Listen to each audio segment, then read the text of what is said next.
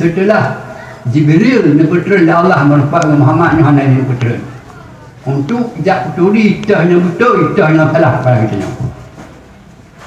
Allah Ta'ala tidak memutuskan juga akal Rasulnya setelah daripada Nabi Muhammad Sallallahu Alaihi Wasallam.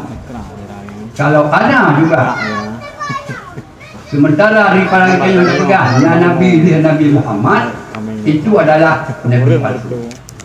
Jibril hanya digetul kepada kitanya gaya purna agama.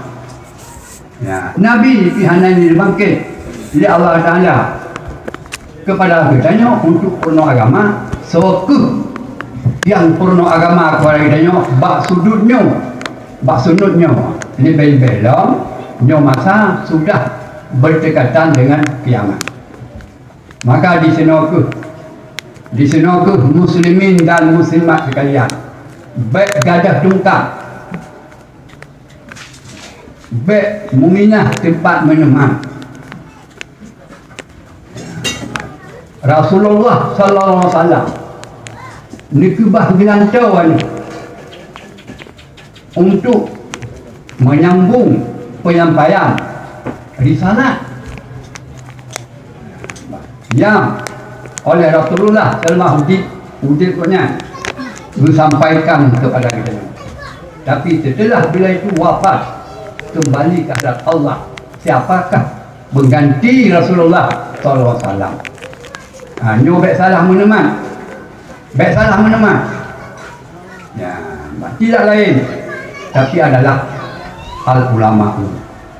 Allah dan Al-Quran itu innama yakhshallaha min ibadihil ulama'u.